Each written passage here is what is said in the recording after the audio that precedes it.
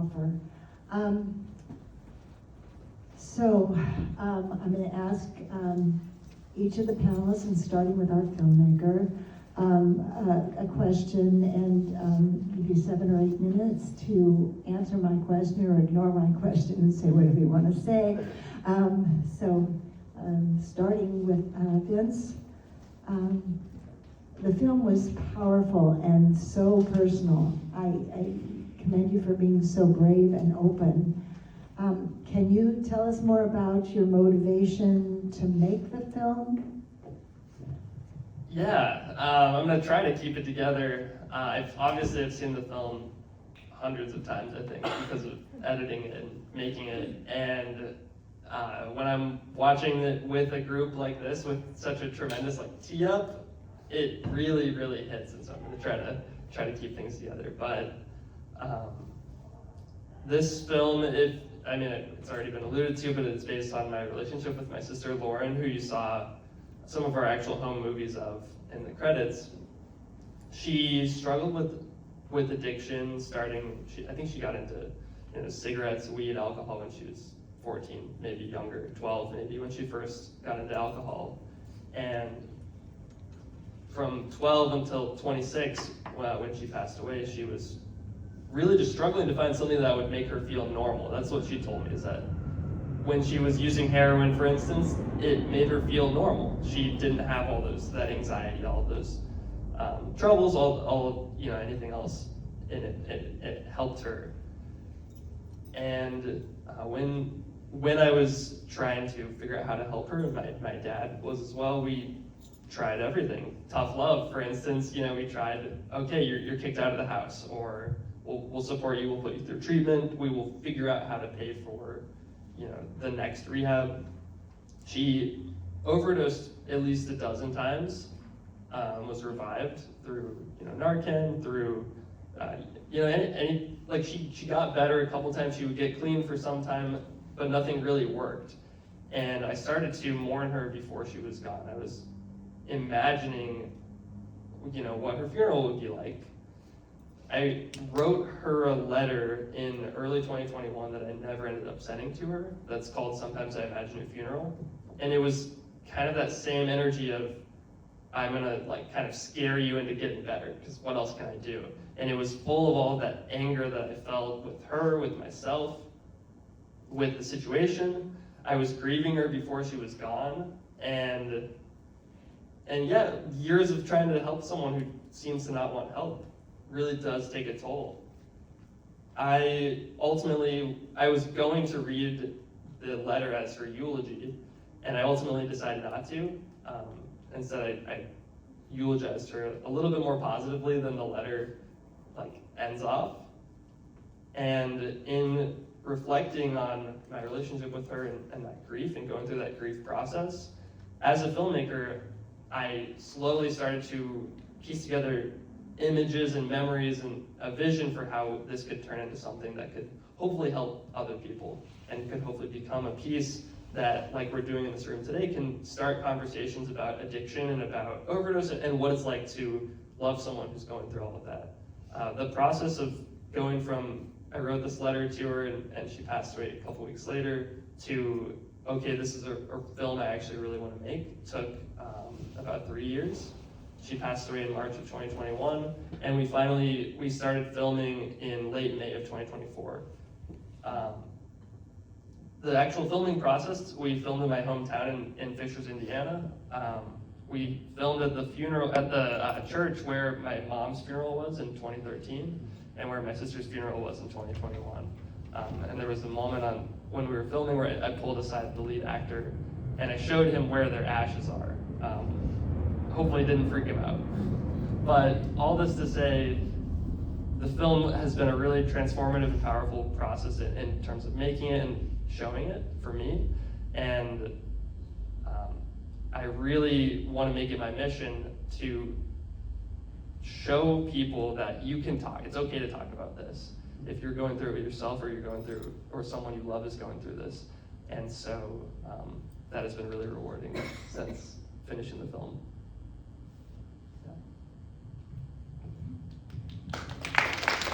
Thank you. We'll circle back for a few more questions in a bit, but then I'd like to turn it over to Carrie Gonzalez. I know that you lost your precious son, Eric, to an overdose. This is every mother's nightmare. I know now that you're using your grief and his story to try to help others. I know you're committed to that process, so please share with us what you're doing and your story. Like I said, I'm Eric's mother, and I just want to say that he was the absolute love of my life. I generally don't cry when I speak, but your story was very touching, and so Eric's story is not uncommon. He, he played sports his whole life. He was a good kid. I could go on and on about all the great things about him, but unfortunately, those aren't the things that are going to save people's lives.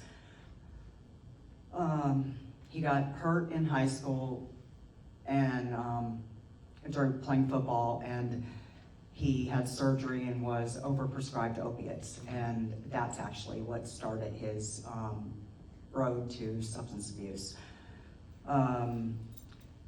We did everything we could, or I thought I could, because I also, I struggled with substance abuse for 25 years. I shot dope for 25 years, and this year actually will be 20 years clean. And so during the process of his struggling, I thought that because I had experience with my struggling, I knew how to handle what was going on with him. Unfortunately, I did not know how to handle fentanyl, because when I was using, most people I knew were dying from black tar heroin. They were not dying from speed, they were not dying from cocaine, they were dying from literally just using really good heroin. So everything I thought that I was doing to help him, I'm not really sure if it was helping him or not. And then when he was 21, I finally got him to go into treatment, and that was in 2020. It was actually the day I finally got him to agree to go to treatment. We were at the facility and they were admitting him, and I knew he was really hesitant to go, but I thought it would be saving his life, because at this point I didn't know what else to do. And mind you, at that time too, he wasn't just doing opiates, he was doing cocaine and Xanax. So I wasn't really sure or knew about the whole fentanyl realistically and everything. So when they admitted him and I was doing the intake, I was asked if I wanted to say goodbye to him one more time. And I told them no, because I was afraid if he came back out, he would leave, because he was 21 and I couldn't stop him.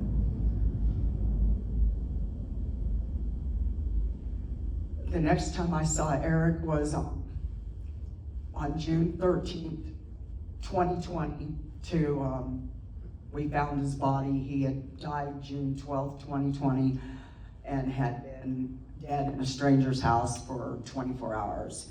He left treatment after 86 days on June 5th, 2020. He died from fentanyl poisoning on June 12th, 2020, and we found him the next day. Since then, I've decided to be his voice, to also fight for those that are still out there struggling, to fight against shame, stigma, and silence. I also am not one of the mothers who believes that the supply is the issue, because of my lived experience. I know that it's the demand, and we don't do enough for people that are still out there struggling. And so my mission is to honor my son, honor other angels that have passed from substance abuse or fentanyl poisoning, but also fight for those that are still out there struggling. So I go into schools, I go into juvenile hall, I do what I can. It's not my full-time job, because I have a regular full-time job, but I believe I full-time advocate, and I'm just a mother out there with a voice, and my last breath, I will do this until my last breath, because where people are when they're struggling is not who they are. And so I want to remind people never to judge people or shame them or silence them or put stigmas on them, because Eric was a great person. He was a great kid. He was just struggling, and that's where he was when he died. But I also want to make mention that the reason I say poisoning is because he thought he was buying cocaine and Xanax, and the Xanax was pure fentanyl. So it took 9.9 nanograms to kill him, and he was 230 pounds, about 5'11". So I just, again, I'm his voice, and I thank you for allowing me to be here. And thank you for your film. It was very touching. Okay, Aaron, I asked you to be part of this panel today to represent both the sibling perspective and your own as a person who struggled for decades and now in long-term recovery, helping others as a counselor. Can you describe your youth when the focus of your family seemed to be all about your brother who was having his drug problem, and then the tables turned when he found recovery but you were still stuck, and your reaction when he tried to help you?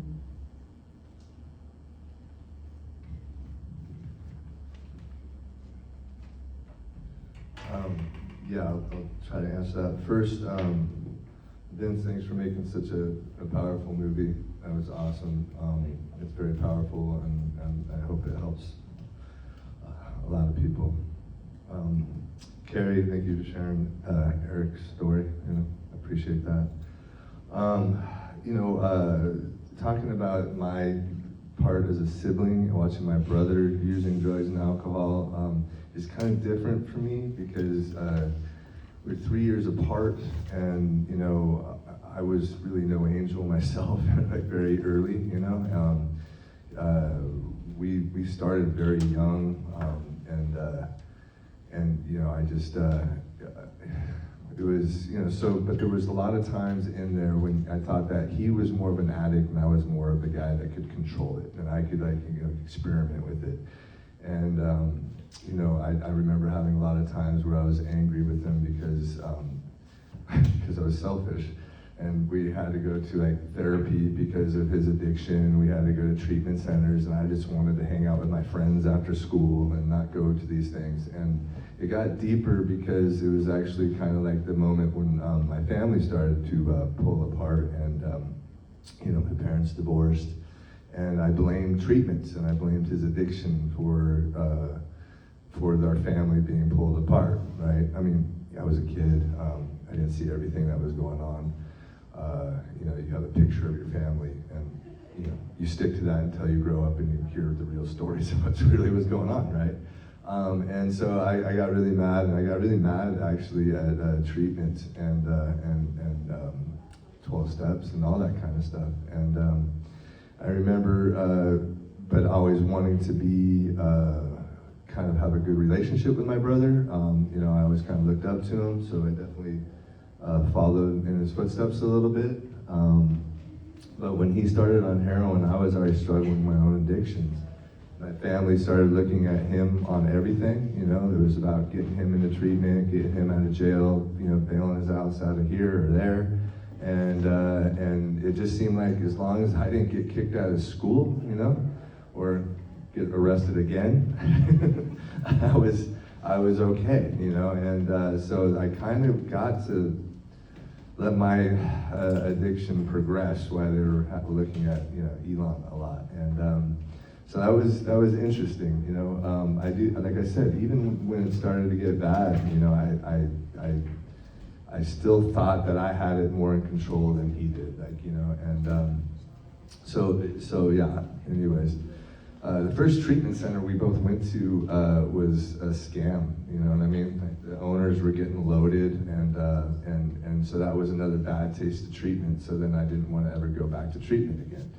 But as we moved forward, Elon did get sober, and I really came up with a lot of weird narratives in my head about you know, I was calling him like a sober snob, you know, he's doing all this stuff. And then I remember he quit smoking at one time for like my Oma. He said he did it for my Oma, and I was like, will you quit fucking kissing ass? You know, like making me look really bad here, you know? What's next, you know? But yeah, I struggled with it, and I remember seeing their faces, and I remember seeing that like they didn't really know how to even deal with me, even with dealing with his own addiction, and with my mom knowing as much as she knew about treatment, and you know, pushing me into one treatment center after another. And I have to tell you, that's probably the only reason I'm alive today. As much as I kicked and screamed and fought every time that was going down, it was something that kept me around, I think, long enough to hear the message. But I definitely could see the frustration in their faces, and I really was just trying to separate as far from them as possible at the end. I didn't want to even have anything to do with them, be invited to anything, just because I couldn't stand the way they looked at me.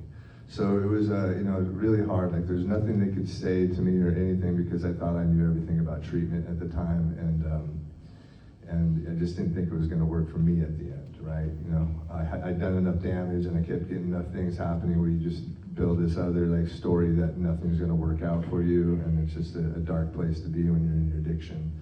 And the one thing I will say though, I don't believe that anybody ever thinks they're going to overdose. Nobody ever thinks they're going to be the one that overdoses. Like I mean, even in early sobriety, when I heard someone overdose, I'm like, well, they just don't know how to use their dope.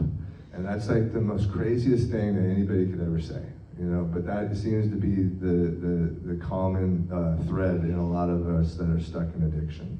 And it's just I don't even know how you get that message to them. When I work in the field now and I work with people, honestly, all I can do is really plant seeds. I can't stop them as much as I can explain to them and have such a perfect message for them and all the reasons why it's not going to work and do with them like that. They still are going to go on their own journey after everything. So all I hope is that they have a good experience enough that they feel cared about and loved about, and they feel like someone had enough empathy to actually listen to them, that they feel like it's a safe place where they can come back to when they're actually ready. And that's maddening and frustrating, and it's hard to do, but at the same time, it's like the only thing we can do. Just try to just love on them and give them a place to come and heal if they're ready. So that's all I got.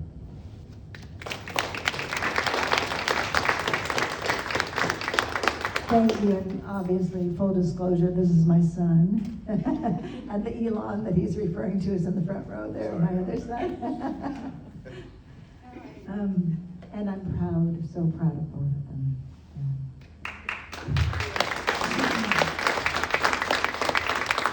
So Kelly, as a person in long-term recovery, please walk us through the turmoil as a mom dealing with a son in his active use, and the daily worry that you might lose him, sharing the insights you have about when helping is helping and when helping is hurting, because I know we've had many conversations about that over the years.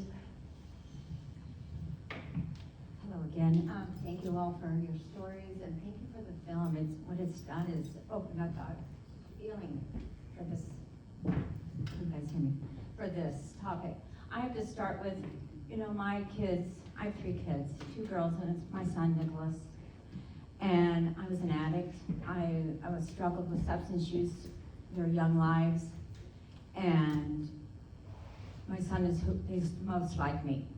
And I wondered if it was a learned behavior that I gave him, that I taught him to be this way.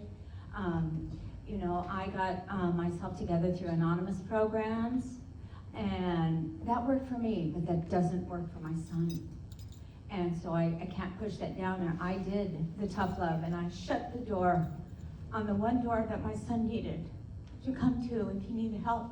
And I shut that, because that's what we were told to do. And it was hurting.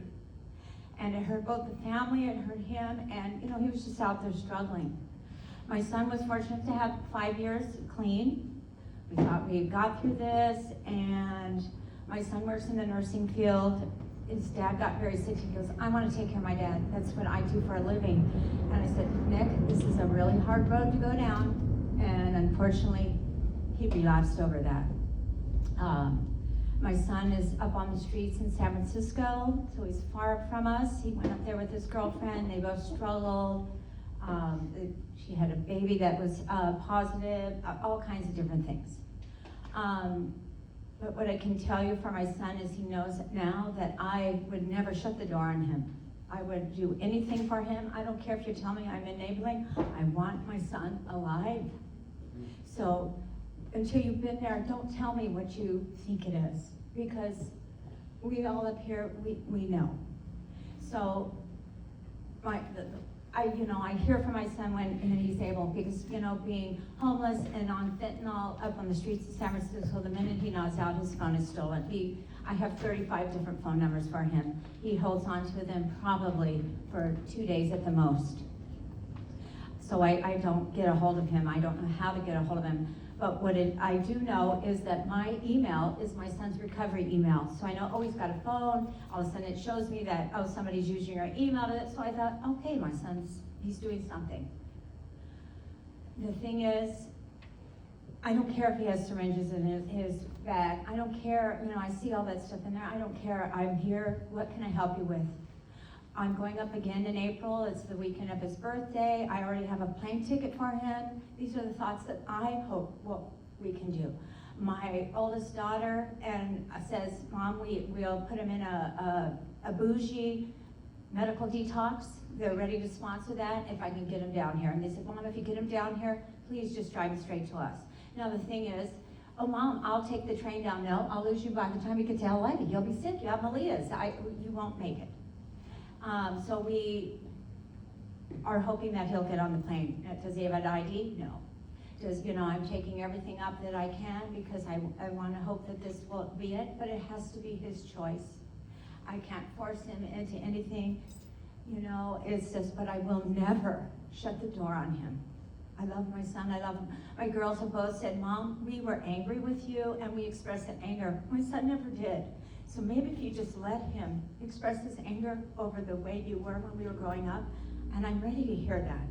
I'm on the board of A New Path, and I shared, my son did the White Underbelly little documentaries, talks about if you've ever seen them. Well, my son did one of those, and it was very painful. And they said, he never said that you got clean. I said, but his story wasn't about me. His story was about him.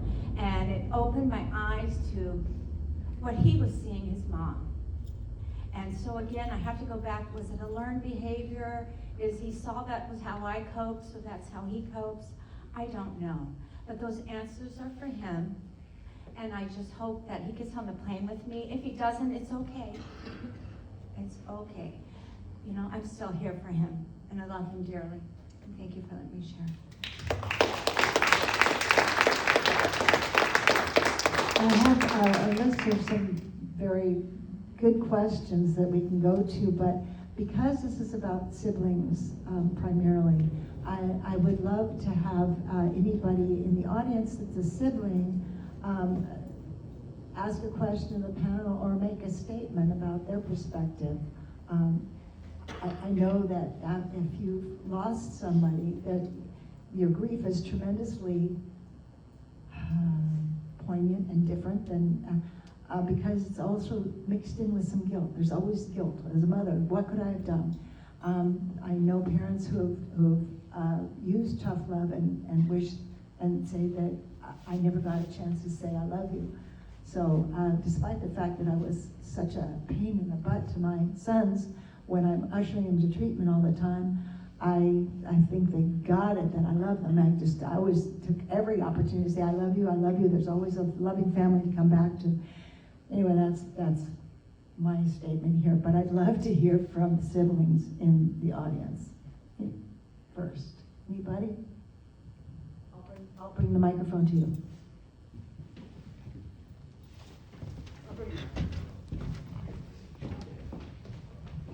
Well, they get there, you don't have to come. Yeah, I don't know if it goes that far, but maybe just right here until the front of the steps. Hi, my name is Crystal Laura. I lost my sister, Caitlin, to a fentanyl poisoning, July 1st of 2024. I also have another sister who also struggles with addiction. She's in the thick of it right now. So I just thank you guys so much for sharing, and to be honest, I can relate to the title of your film because I have, for many years, also imagined my siblings' funeral. And unfortunately, last year, I did attend my sister's funeral, and it has been the most life-changing experience, heartbreaking experience that I've ever experienced. And I struggle with a lot of guilt because I feel and wish I had done more, but at the end of the day, I know that I did what I could with the knowledge I had at the time. And if you have lost somebody, give yourself some grace, and take time to heal. Thank you.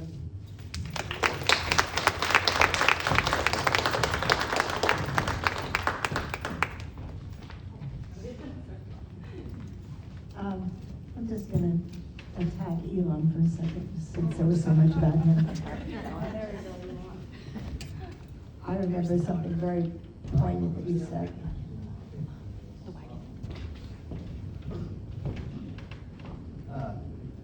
Thank you all for being here, and thank the panelists. Thank you for making that movie. That's I think it hits everyone. I definitely had that feeling. You know, my brother was talking about how I was the bad one, and he was kind of going to maneuver through it or learn how to, you know, use drugs without the overthrow, or, you know, without it getting out of control, whatever you want to call it. And it seemed like that because, you know, I was always getting thrown out of schools and quick to OD, and then be in the penitentiary and things of that nature that Aaron didn't quite have to hit. And, you know, he graduated from the same high school he started at, that kind of stuff, you know, like a normal kid. And I always thought I was as sick as they came in terms of addiction.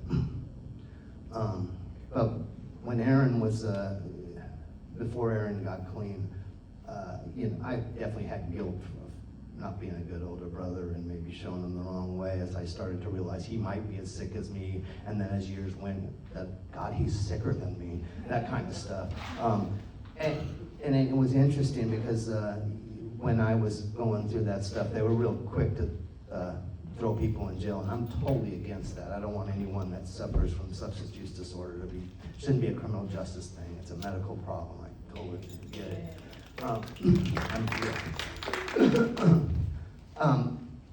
But because the pendulum started moving on that, he was saved some of the things that my older half brother and I had gone through vis-a-vis our addiction, and then as he got worse and worse, and there was just rehab, and then he jumped out and he'd go from rehab to rehab. There was sometimes that I thought, oh man, maybe I'd bribe a judge to put him in prison, just maybe as a wake-up call or something like that, you know.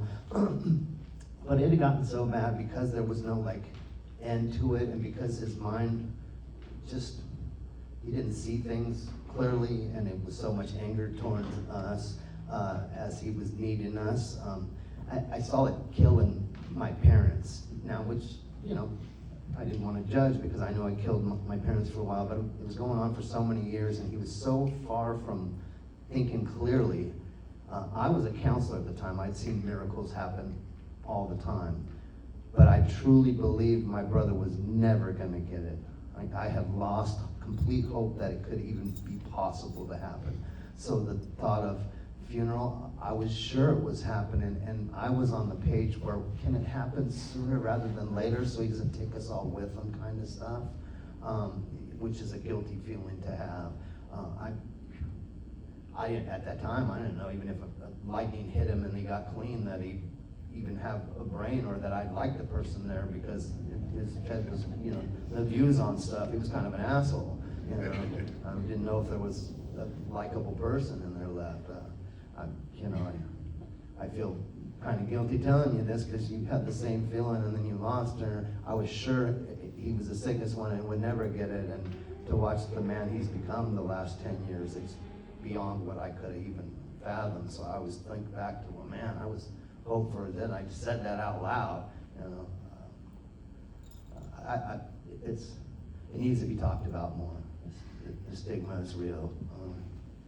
I appreciate you guys bringing it. I wish the room was fuller, but thank you for making the movie, and thank you guys for having the courage to go up there. Very emotional, very poignant. Appreciate it.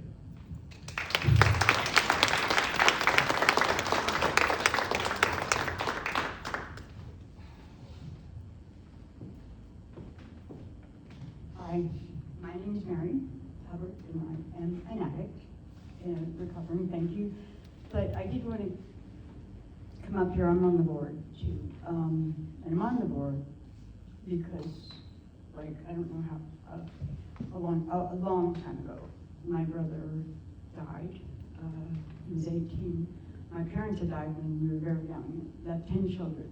I have 3 left. The rest of them all have died from substance abuse, right? So with the one brother that died, they dropped him off in the hospital, in front of the hospital, because they would have been arrested if they brought in an addict back then. So, so that like really just like was really challenging for me. Then right now, why I'm late is because there's somebody in ICU that I went to see to just love on, because their family is mad at them because they went to treatment again. I'm sorry if I get emotional, because it was challenging to leave this person that is now on a breathing tube and things. It's just hard. So it's changed. So being on this board is why it's so important to me, is what you were just talking about, which you guys have probably already talked about, but it is the stigma of it. It is just like the stigma of it. I work with clients that have mental illness, intellectual disabilities, substance abuse, homeless, and mentally ill. And we're preaching to the choir here, I'm sure, but first of all, the systems make it hard to get. Never mind then them being judged. Like this person that's in there right now, if the place would have called 911, just like she asked, she wouldn't be in ICU right now. And it was because the people the house that she was at, it was focused more on her drug addiction instead of her being sick with pneumonia. So I don't know if that made any sense, but thank you for letting me share, because I've never shared about them with anybody. Thank you. Any other siblings have a comment? Hi, I'm April. If you don't know me, I'm the Director of Operations at A New Path. I have been with Gretchen for 11 years now this year. I am not a sibling to someone who had addiction or anything like that. I was actually the bad kid. I was the fuck up in the family. One thing I do want to say about my upbringing and this conversation and why it's so important and why we need to have these conversations is when I started working at A New Path, Aaron, you were in what had been explained by Elon and Gretchen in the height of your addiction, right? And I know you're not my siblings, but I've known you both for a very long time. And watching Gretchen go through it and thinking of the things that I was brought up with. I grew up in a very prominent neighborhood. My mom was a doctor. Everything was stigmatized. Addict, junkie, bad choices. What you're doing, April, is terrible. You're doing bad things. This is your fault. Like, what have I done to deserve this, right? Everything was stigma. And I met Gretchen, and I was kind of like not knowing what I was going to do. I was in fashion, just like Gretchen was too, so I had no idea about any of this stuff. And hearing the conversations come up while I was at work, learning new things, the new terminology, person-first language, all of that stuff changed so much for me, looking at other people, which I had grown up being like, oh, they're a loser, they're messed up, because that's what my mom had told me. So I do think it's really important that everybody in this room share this conversation, show them the film, because it really is important, because this is where we lose people. You hear about this all the time. In recovery settings, they're waiting, they were maybe arrested for a drug charge, they get, they're trying to get into a sober living home or inpatient or outpatient treatment, and you hear those stories where they're waiting because in San Diego, I mean, they open a new one every time, it's 10 beds. There's not a lot for everyone out there. And then they're waiting, and then they unfortunately resume use because they are waiting while they're in detox. So, you don't think about these things when you don't get that experience, and when you talk about it and you look at the families that are struggling, and when you are on the outside, but then kind of get brought in a little bit, like me, through work, you see how much it changes when you really do care about other people, and you're not shaming them and you're not stigmatizing them into what they should and should not do. So I want to mention that as an outside sibling, I guess, that it is really important to make sure we are having these conversations and that we are taking care of each other. So it doesn't matter if you are in or not in a family that has it, we all are in this community together, and we don't need to lose any more people. And also I want to mention Carrie, because if, we don't talk about this later, Carrie also is a Narcan trainer and is like a naloxone vigilante and is giving out like droves of naloxone out there, and every time we talk to each other, she's like, oh, I went to this, I was at this health fair, I was here, I was there, and she is just out there saving lives, as the rest of our team who's here. Like, Gretchen made us all raise our hands earlier, but Elon, Neville, Vanessa, Mish, Elena is one of our volunteers that comes up all the time, Noah's here too, and all of our board members train too. So just, talking about naloxone, how it can save someone's life, and just all of the other things when it comes to shame and stigma, super important. So I hope everyone leaves here today knowing that this, just even being in this room is super helpful. So thanks, y'all. Okay, I'm going to open it up to questions. You can direct a question to a particular panelist or to all of them to see who wants to deal with the question. But I'm going to come around there again.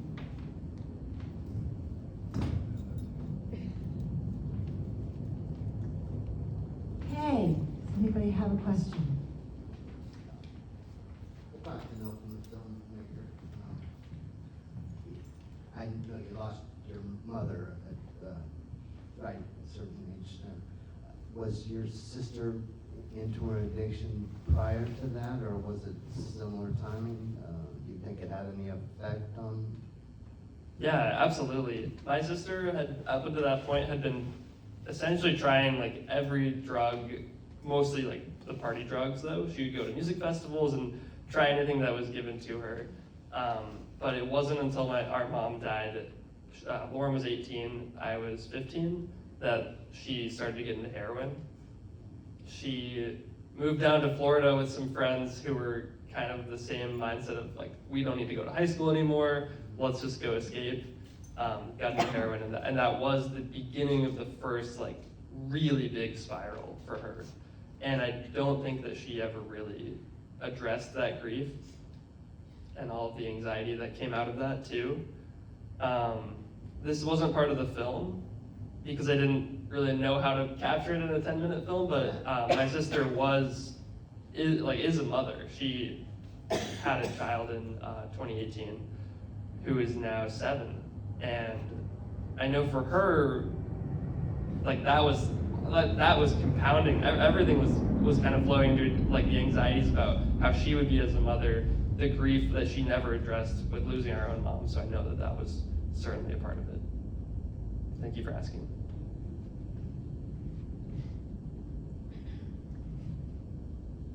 Come over here.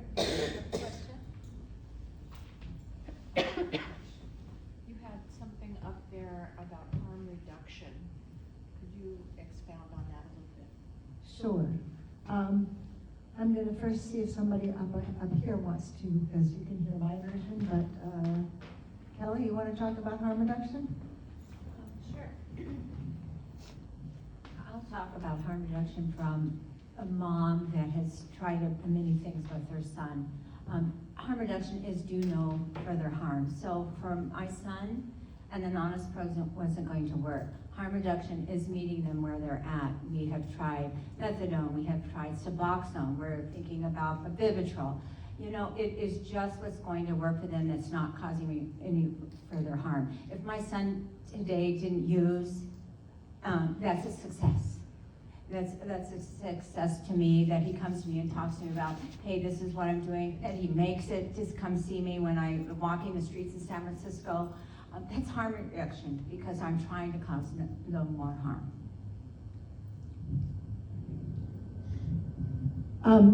Yes, and harm reduction is being attacked a little bit right now with the new administration, so we're being careful and talking more about true love than using the actual term harm reduction. It took us forever to get the government to embrace harm reduction and to start dealing with the opioid overdose crisis, not just with naloxone, but about recognizing that we need many pathways to recovery, including medication-assisted treatment. But now there's sort of a way of saying that, well, we're just enabling people to use and that kind of thing. But just always remember, people can't recover if they're dead. And so a lot of it is just keeping people alive, continue to usher them in, letting them know that they're being embraced by love and not judgmental. And I'm just gonna, true confession here. When I started out and realized that Elon was on gasp heroin, I did everything wrong. I mean, I was being told to do tough love and to, you know, kick him to the curb and all that kind of stuff. It took me a while to realize that by doing that, you know, waiting for them to hit their bottom, well, I realized that his bottom would be death, and I wasn't willing to do that. So I think everybody chooses as a mother what they can deal with, because you have to kind of take care of yourself too. You can't be, I call it riding the roller coaster of their emotions. If you get sick, you're not going to be there for them when they come back. So you have to try not to go through the emotional roller coaster with them, but be there with us with steady love. And you know, I always had insurance. Okay, so if they need to get into treatment, and this is after, like, with several times got scholarships by nagging people and using some of my husband's contacts as a doctor to get them into treatment. But I thought it was important, and if they showed up on the doorstep late at night, I would always bring them in. I didn't want them to die out there on the curb, but with the stipulation that in the morning we talk about what resources are out there for them in terms of treatment. So I think harm reduction is a big scope of things, but you could think of it as just wearing a helmet when you're riding a motorcycle. That's harm reduction too. Lately, when I've been lecturing, I've been talking about using harm reduction when you're talking to the public. So if the public thinks, oh, these are just dirty addicts and things like that, you know, and rather than rejecting their statement or arguing with them, think, okay, well why are they thinking in that way? And I remember back to, again, finding needles and throwing them away and you know, and thinking I want to call the dealer and all that kind of stuff, to learning more about it. And now, of course, we're giving away syringes and which is all part of harm reduction. So, yes. Oh, can I just add something real quick? A lot of people, the bad thing about harm reduction that people don't understand is they think that you're condoning drug use. And I am by no means condoning drug use, but I am not condoning that I want somebody to die because of the choices they make. Because again, you can't want it more than the person who's using. So I would rather that they be safe if they're going to use rather than die.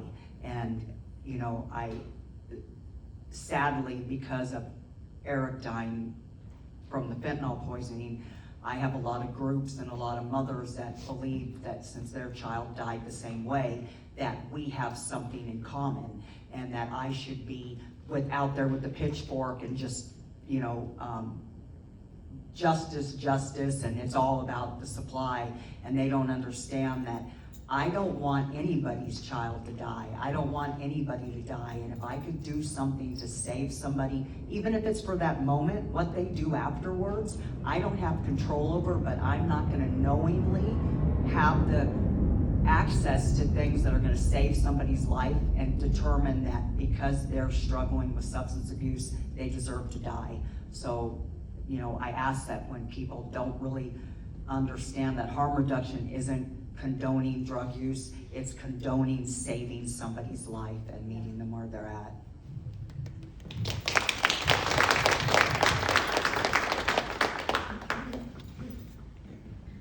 I'm the husband that Gretchen just referred to. My name is Dave Bergman. I'm a retired, 13 years retired addiction psychiatrist. Besides being Gretchen's husband, by association, that makes me stepfather to Elon and to Aaron. And I want to say a few things if I can. Stop me if I'm stealing the show. Thank you very much, every one of you on the panel. My career in treating addictive illness was long, 45 years, so I saw a lot.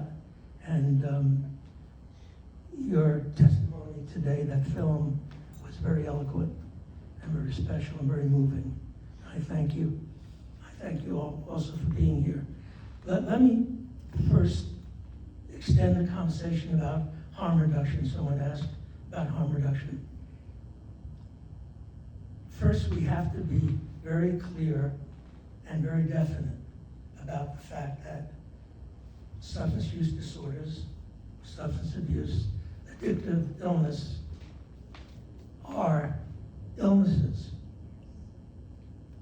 Is there anybody who questions that or isn't sure about that? I mean, if so, don't be for a big hand. So you all feel that that's true. You understand, and the film showed it very well, that addiction, it's a brain disease. It is an illness of the brain. It's not a character disorder. It's not evidence of being a bad person or a weak person. It is an illness. And for the last many decades, it has become a huge public health problem. And that's how it should be dealt with. Now, harm reduction, when I became a doctor, some years ago, I took, not literally, but I sort of took the Hippocratic Oath. You all have heard of the Hippocratic Oath. That is the philosophy of doctors that's created in ancient Greek times. And the Hippocratic Oath begins, it starts with its basic fundamental principle of being a doctor is first and foremost, do no harm. Because the whole idea is to reduce harm. And anything that reduces harm to an individual person's life is harm reduction. And by definition, it's good. When we treat cancer with immunosuppressive drugs, they have a lot of side effects, but that is harm reduction because the harm that's being reduced is hopefully preventing the death from cancer. So even though the drugs may cause some side effects, some harm, the greater good is the treatment. When medicine is given to somebody with an addictive disorder to reduce the dangers, the destruction of the addictive illness, that's harm reduction. When you have a needle exchange center in your town where people with addictive illness can come and get clean needles, the issue of does that make it easier for them to continue being addicts is absurd. Whether it does or doesn't, clean needles help prevent sexually transmitted diseases, help prevent HIV, help prevent just the infections that often people with addictive illness get when they unfortunately use dirty needles. That's harm reduction. When diabetic people take their insulin, that's harm reduction. Anything that helps is harm reduction. So today, when the current administration, is pushing back at harm reduction, as if that's enabling, that's making the illness, the problem worse, that's all bullshit. It's all bullshit. It's just ideology. It has nothing to do with the problem of the illness and its treatment. Did you want to say something, Caroline? Oh, after you're done. Okay. One last point now, away from harm reduction. This film and the discussion by the panel and the comments that were made in the audience tell something else about substance use disorders and addictive illness. There is no other illness in the whole DSM, which is the medical atlas of all medical illnesses, hundreds and hundreds of them. There's no illness like substance use disorders and addictive illness that is as much a family illness as this is. And you get that sense in everything that you've heard today. There is no family, any member of a family in which someone suffers from addictive disorder that isn't profoundly impacted by that disorder. There's no way of avoiding it, no way of getting around it, and it just compounds the problem as a public health issue that we're dealing with here.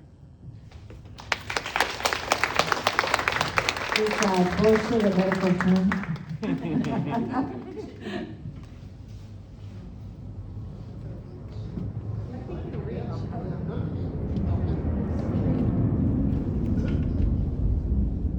you so much. I'm so deeply moved. Thinking, first of all, I want to apologize for being political. I know that's, nonprofits aren't supposed to be political, but I'm going to say something. Our son is now in 3 years of sobriety on heroin because he's in the MAP program, the Medication Assisted Program, at Family Health Center. He has Medi-Cal. The Republican Party just voted to take away $880 billion away from Medicaid. 60% of California's Medi-Cal is supported by Medicaid. Our son will go back to street drugs, which would be fentanyl, and he will die without this program if he does not have Medi-Cal. Millions of people are not going to do well, folks, if this is really happening. And so I hadn't been thinking about a funeral again. When you have children who've been ill for 20 years, the phone rings, you always worry. The phone's ringing.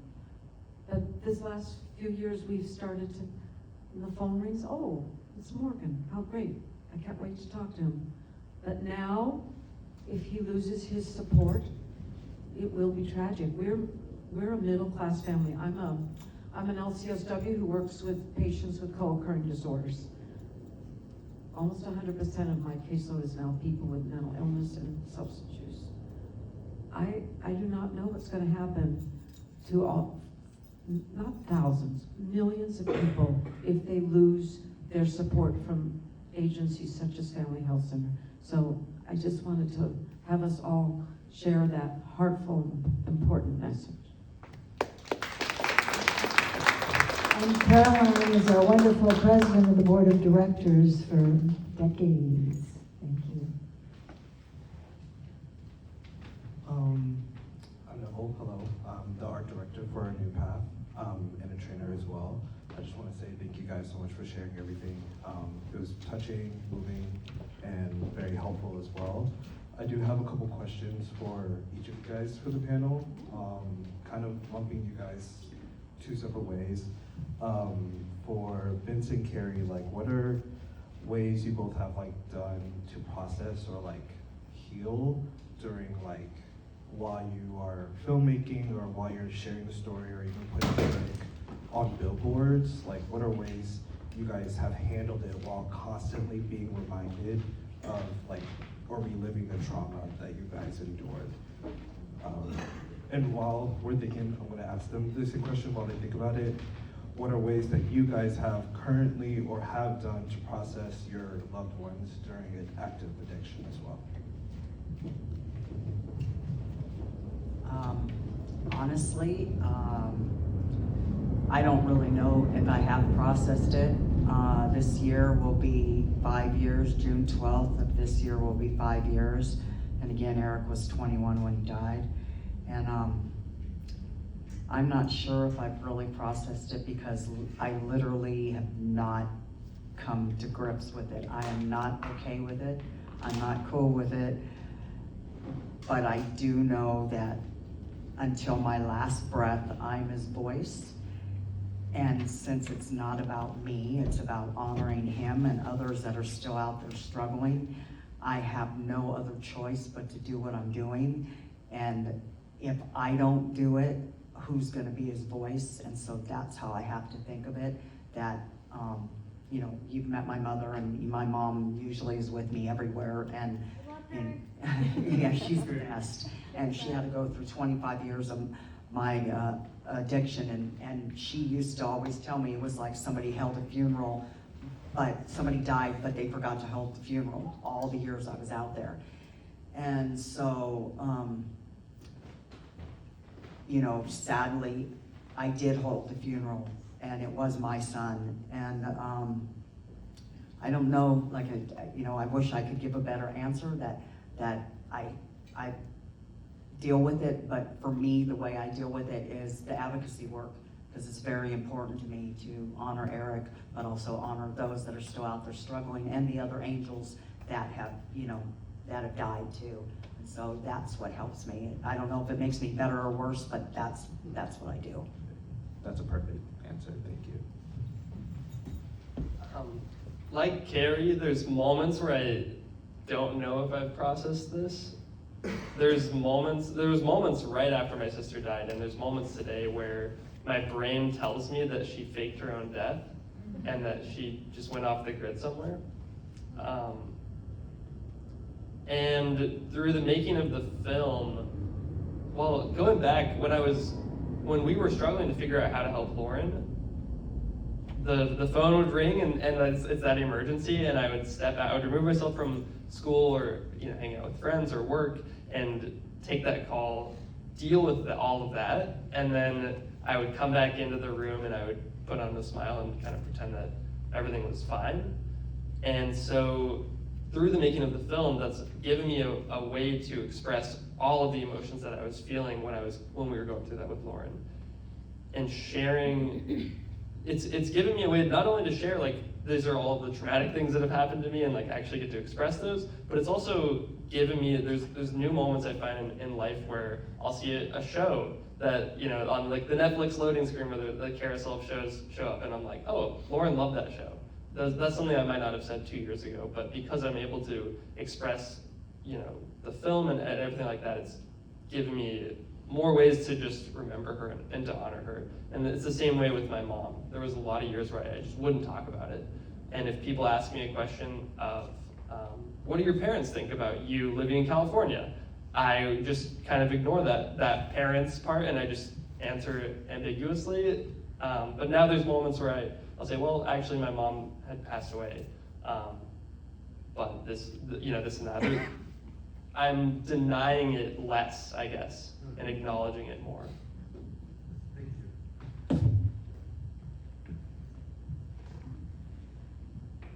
I think that I have acceptance, and it doesn't matter where you're coming from, where you are, and especially I was doing social work and I was working with homeless women on the street, that they felt heard and seen, and I think that helps. And for me, out there fighting in this organization, that we are fighting archaic drug law, that now we have to start over again and maybe climb that hill again. But I always am open, and I never know it all. In fact, I know nothing, and I just want the door to be open if you have a question that you're not afraid to come and ask.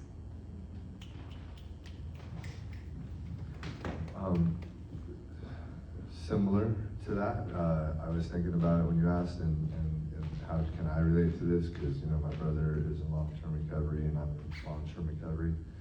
And I think what it is like, the processing I do is just to never forget where we come from, and make sure that we're always out there trying to help everybody else get this thing. When I have parents call me, and I'm working with their child, and I can hear in their voice, and believe me, it takes me back to all the damage I did to, my mom and everybody else, and it just helps me get to a better understanding on how to be able to just be there for them, because they're always looking for answers that I can't really provide them, but I can provide them space to be able to share. Whether they're yelling at me, and telling us what we're doing wrong, to save their kid, just try to understand that it's a scary road that they don't know how to go down, and I don't think there's really a book of right answers that tells you exactly the path to take on this. So just kind of coming from empathy from there, and and really just working our hardest to make sure that people feel understood and not judged, and shown that there is a way out. I think that's how we process it the most. Showing up all the time when she asks me to show up somewhere. Those kind of things. Just constantly pouring back into the community and other addicts.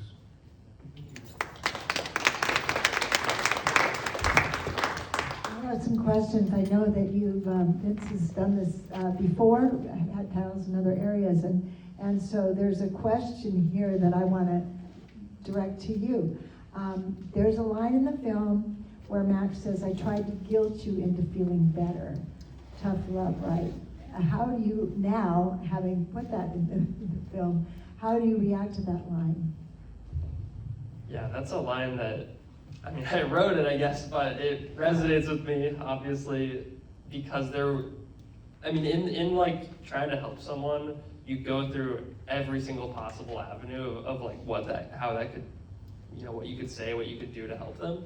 And you get to a point, you kind of get to the end of your rope where you, at least for me, I was kind of just going on a tirade. You have a son. Why are you doing this to him? Don't you want to see his high school graduation? Don't you want to get to this milestone? And part of that is that residual grief of, my mom never got to see me drive a car or got my first job right after she passed away. And it's that place of anger. And in the moment, it felt like, oh, I can just say one more thing. And that's going to be the thing that will flip the switch and make her eyes open and will help her. And maybe it helped me get some of that anger off of my chest, but I don't think in the moment that it helped her. I think it pushed her further down that path that she was already on. And I'd be interested to hear from the other panelists who have had similar experiences or different experiences. If there were moments where you said something that you thought made your loved one worse, or you felt like you did the wrong thing. Because now for me, learning, doing these events and learning all that I have after Lauren passed away, I know 10 different ways I could have supported her better, but obviously I can't.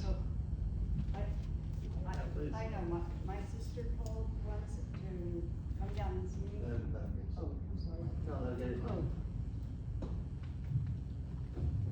my sister lives in North County, North California, but she called, this was about 20 years ago, and I was clean and sober and strict clean and sober and, 12-step and one way and that's the way. And she called and she wanted to come by and she used meth at the time, and I would not let her come to my house.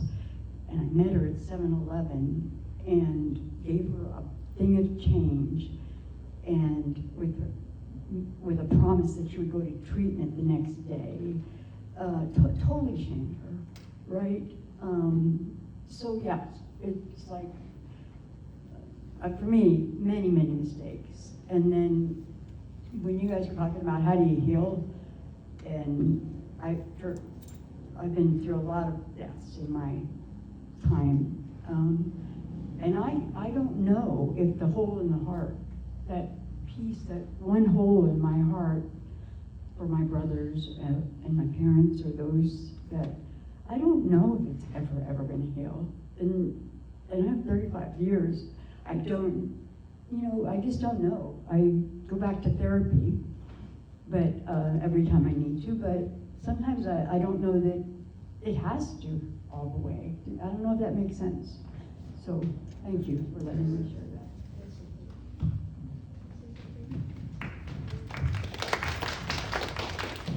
Hi, everyone.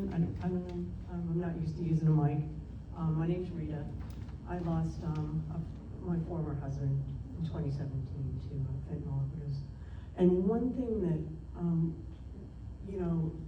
I wanted to say is something about, for the family, something about self-forgiveness, because for a lot of folks, that dealt with someone for many years, there was times when we were really told we just were doing the best we could. We're not experts. And at one point, the whole thing about the tough love and absolute sobriety and all that kind of stuff was considered the way to save somebody. And it, now learning more, realizing, that wasn't the way. I just think that, there's a lot of guilt involved with, having done that. And, and I just think everyone here, I'm sure, if they're having, dealing with a loved one, or either that they've lost or that they're, dealing with the situation now, I think we all have to know that we're doing the best we can. And sometimes there is a place for self-forgiveness so that you can go on. And because if you go down that rabbit hole, which I have gone down, of, sort of, blaming myself, whatever, you can't help anybody else. And so I just wanted to say, I know we're all really just, trying to do the right thing. So thanks everybody for, I don't know if I said that.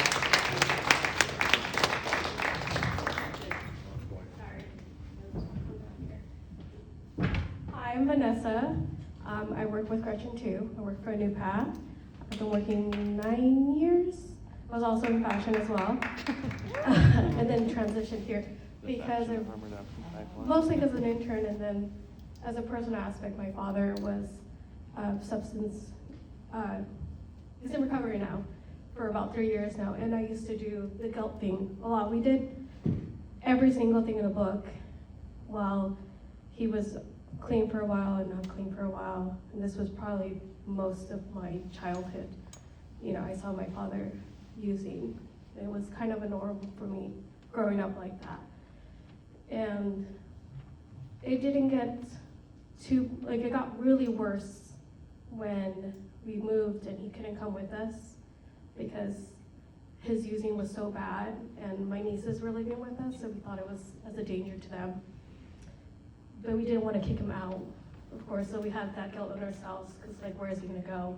So he lived with my uncle, but then again, I felt like we hurt him because he couldn't live with his family, that he started using more than I've ever seen him use my whole life, that he attacked my uncle, and my uncle got a restraining order on him, and then he was living in the streets. We were very scared because we couldn't find him, but we also couldn't have him live with us because my sister couldn't move away, and then her kids get taken from us. So we were a very tight situation, but we would always go looking for him. Until one point that he went to jail because he had possession on him. And we felt that he was safer there because we knew where he was. But he would call us. I remember one time distinctly, he called us to bail him out of jail. And we did have the money, but we were scared that he was gonna go, he was gonna die in the street, and that we weren't gonna find him. So we left him in jail, and that was a very hard decision on all of us. And we were his kids. Like, I'm trying to help my father recover as his child. It's very kind of backwards thing, but it was different. And then he got out, and he was clean for a while, and he was doing great. And then he started using again. And again, we were faced with this hard decision to like kick him out, and we let him stay. If he, and he made the decision that he was going to get clean. He was going to talks, and he was doing an outpatient thing, but it wasn't working. And then one day I got home and he wasn't there anymore. And so that was really hard for me. And then we tried to find him, and he said he wasn't coming back. And that was my decision, and it was really guilty because we tried everything guilty. Like, don't you want to see the girls live? Don't you, and my mother is also, this is a sidestep, but I was more worried that he was gonna die first, and my mother had stage 4 cancer. So it was like, well, I'm gonna lose both my parents.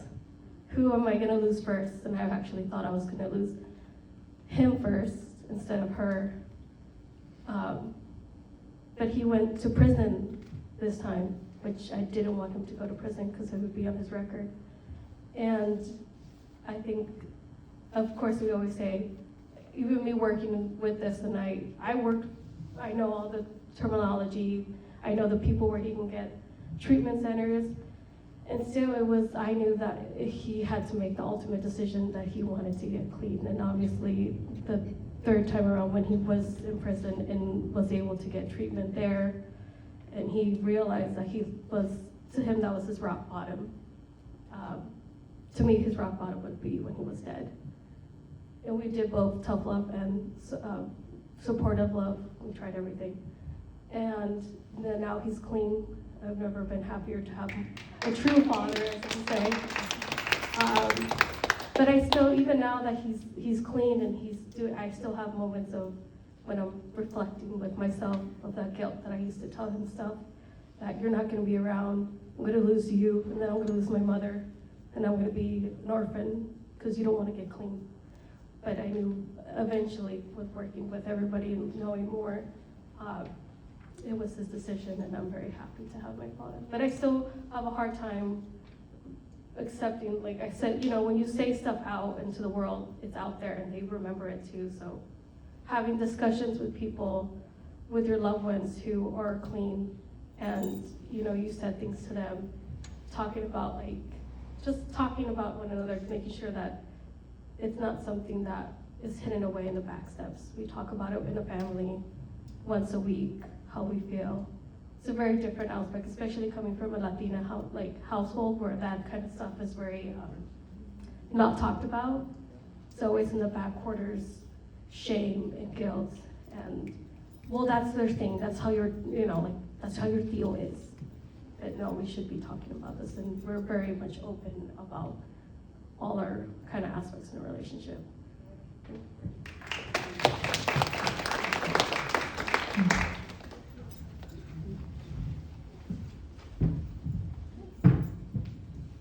Hi, I'm Elena. I'm a volunteer with the New Path. But something that really struck me about Vince's film was that, so addiction kind of runs in my family. My brother's an addict, and when my uncle died of addiction, we were at his funeral, and I remember standing next to my brother and being like, oh my God, I see, my mom's running the show, and she's at the front talking, telling everybody where to go, and I'm like, oh my God, I swear to God, that's me. And there's 4 of us, and I remember when we got back in the car, my oldest brother is very, very, very tough on my other brother. And we get back in the car, and we're all kind of silent, buckling our seatbelts, and Alex, my oldest brother, turns around and looks at Connie, my other brother, and goes, I swear to God, that better not fucking be you. And it was kind of a few years ago when no one was really mentioning that Connie had an addiction, and it was kind of just like this under the table kind of thing that everyone, like elephant in the room that no one really pointed out. And it was kind of one of those moments where it was like, you know, like, oh my God, like someone pointed out the fact that Connie like has a problem. And the rest of us were thinking it, but Alex is kind of a bit of an asshole, so he wanted to say it to him. And, but like you know, as like years went on, I remember just kind of like always my older brother's reaction to my other brother was always very, very tough. Very like, this is stupid, like get a handle on this, like you're such an idiot. And I just like, I'm the youngest, and like I just always remember thinking like, I just don't feel like that's the right way to go. And I remember, this is so stupid, but I remember the first time that I brought my boyfriend home to meet my parents, my brother was going through withdrawal, and so he asked me if I would spend the night in bed with him, because he's like, I don't want to go through this alone. And so, you know, I'm like wiping sweat off his forehead and like giving him water, and he like looked at me and he went like, what do you think this is? Because he thought he was like sick of something. And I didn't have the heart to tell him like, I think you're withdrawing, because it's the first time I ever done it. And, you know, he's like holding like my hair like really hard, and he went, they don't think I can do this. And I remember, I remember when he said that, I was like, the last thing I want him to feel is that no one's on his side. And I think that was like where, like the turning point of like harm reduction for me, the turning point of like, I can't be angry, it's not gonna solve anything. And I think that was like, I'm still very angry, but I think like that, your film really, really like hit the point of like, there's anger, there's a balance to everything, it's never one thing. And it's like him saying like, you know, they don't think I can do this, like they're not on my side. And I was just like, I can't let him be like the only person, you know?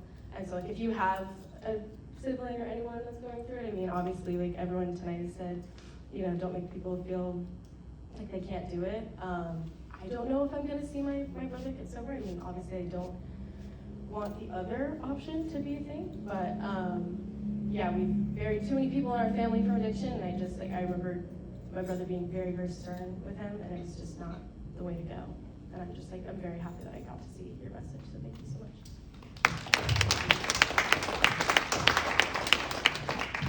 Thank you. I think we're gonna need to wrap up. That we have the room till 8:30, and we have to be out of here. But you know, I hear this thread running through all of your statement stuff. It's all about stigma. When we first started, I spoke out because I felt like I just had to. I mean, there wasn't an alternative. I had to speak out and tell the truth of my family. And luckily, my sons gave me permission to tell our story. You know, when is it your story? When is it their story? It's really your family's story, as my husband was talking about. But over these almost 26 years, I realized that stigma is still the biggest part here. And that's why we're kind of careful about the language of not calling somebody an addict, but instead saying somebody that's struggling with. And we prefer not to use clean because you were never dirty, you're a wonderful human being who's in a disorder, illness, disease, whatever you choose to say. You need compassion and tolerance and a supportive community to help you find your way, right? So we have some resources that we want to make sure that you have. Please visit NAMI, and yes, ASA, and Marcy for CEUs. Mary's, if you. And a school and systems navigation to help you get people into the program. And Mary was saying that this is so touching and important that we should do it during the daytime to try to get some people who can't come out at night. And I don't know if you'd be up for that, if we plan that in the future. But yeah, I agree, and she can bring some audience for that. So some of the resources that we have. Dylan, could you stand up for a second? We have a monthly grief support group